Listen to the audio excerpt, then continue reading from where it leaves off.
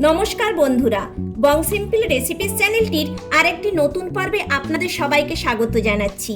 আজ আমি আপনাদেরকে চিকেন গিলে মেটা অর্থাৎ চিকেন লিভার এবং স্টমাক রান্না করে দেখাবো। তাহলে চলুন বন্ধুরা দেখে নিন আমি কিভাবে রেসিপিটি বানিয়েছি। এখানে আমি কিছু চিকেন গিলে মেটে নিয়েছি অর্থাৎ চিকেন লিভার নিয়েছি আর চিকেন স্টমাক নিয়েছি। এইগুলো আমি ম্যারিনেট করে নেব। 1 টেবিল চামচ ভিনিগার নিচ্ছি, দিয়ে দিলাম। 1/2 টিস্পুন লবণ দিচ্ছি, 1/2 টিস্পুন হলুদের গুঁড়ো দিচ্ছি, 1 টিস্পুন সর্ষের তেল দিচ্ছি। হাত দিয়ে মেখে নিচ্ছি, ভালো করে মেখে নেব।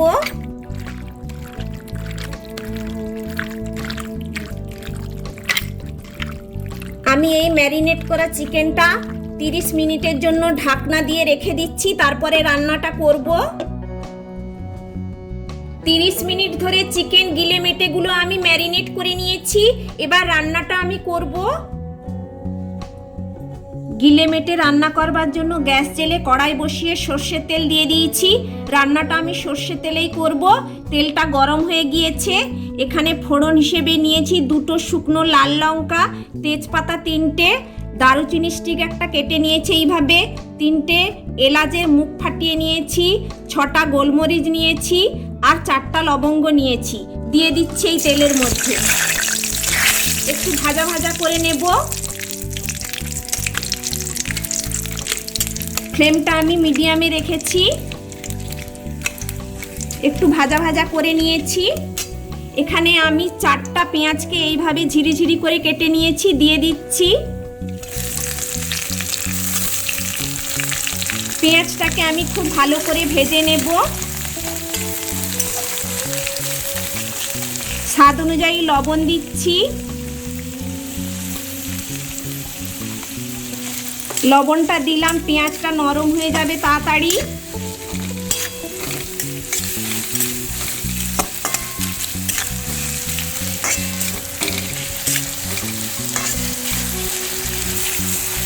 পেঁয়াজটা নাড়তে নাড়তেই আমি 1/2 টিস্পুন চিনি দিচ্ছি। চিনিটা ক্যারামেল হয়ে কালার একটা চলে আসবে।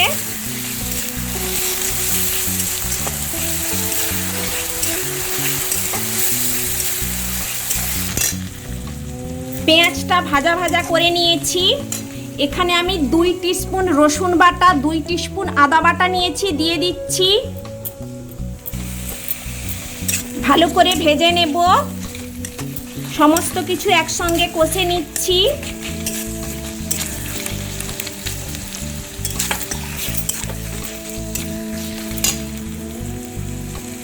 এক টিস্পুন হলুদের গুঁড়ো দিচ্ছি,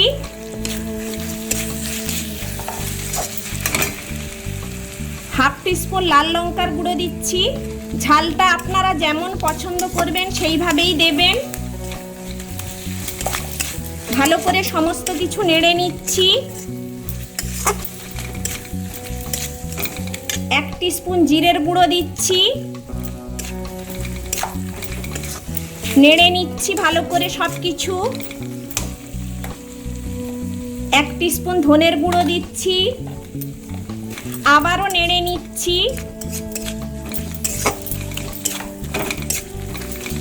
এরই সঙ্গে একটা টমেটো কুচিয়ে রেখেছি, দিয়ে দিলাম। ভালো করে সমস্ত কিছু নেড়ে নিচ্ছি। টমেটো গলা না পর্যন্ত আমি নাড়তে থাকবো মশলা।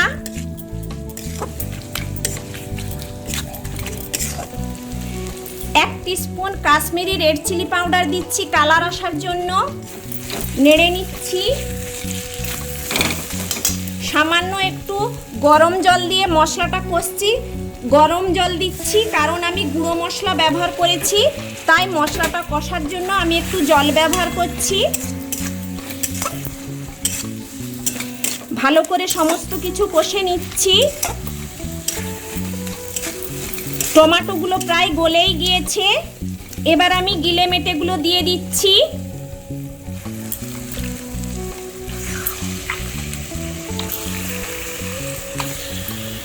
এবার সমস্ত কিছু ভালো করে কষে নেব।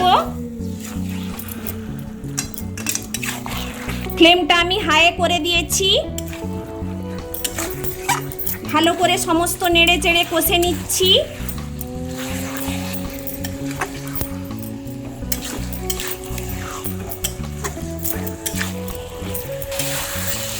এই চিকেন লিভারের মধ্যে প্রচুর পরিমাণে আয়রন থাকে, ভিটামিন বি কমপ্লেক্স থাকে, ভিটামিন এ এবং ডি থাকে, প্রোটিন থাকে প্রচুর পরিমাণে। যারা রক্তাল্পতা এবং অপুষ্টিজনিত রোগে ভোগে তাদের পক্ষে এই রান্নাটা খুবই উপকারী।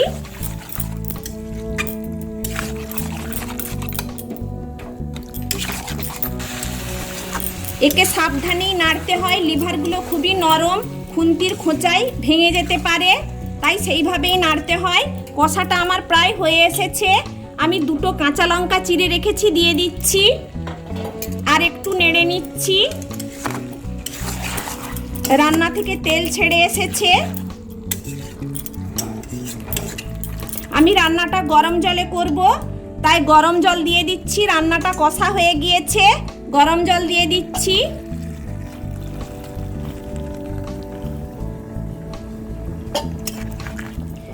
জল দিয়ে দিয়েছি। ঢাকনা দিয়ে আমি 10 মিনিট ফুটিয়ে নিচ্ছি মিডিয়াম ফ্লেমে। 10 মিনিট পর ঢাকনা খুলছি, একটু নেড়ে চেড়ে দিচ্ছি। রান্নাটা এখনো আমার বাকি আছে।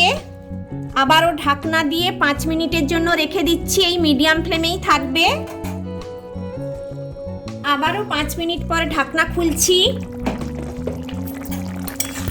রান্নাটা হয়ে গিয়েছে। হাফ টিস্পুন গরম মশলার গুঁড়ো দিচ্ছি, কিছুটা ধনেপাতা কুচিয়ে নিয়েছি দিয়ে দিচ্ছি। আপনারা ধনেপাতা না পছন্দ করলে দেওয়ার দরকার নেই। নেড়ে নিচ্ছি।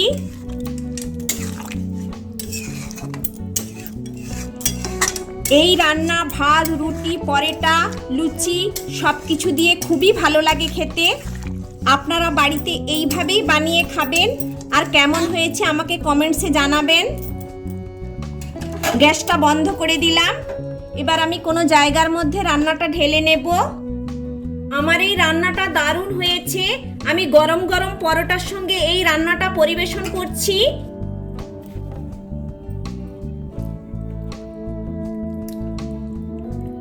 এইভাবে আপনারাও গরম গরম রান্নাটা খাবেন, খুব ভালো লাগবে খেতে।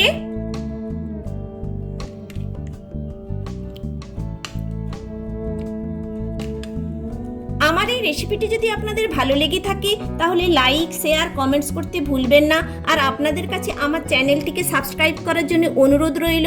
আমি আবার কোনো নতুন রেসিপি নিয়ে আপনাদের কাছে হাজির হব। সুস্থ থাকবেন, ভালো থাকবেন। ধন্যবাদ।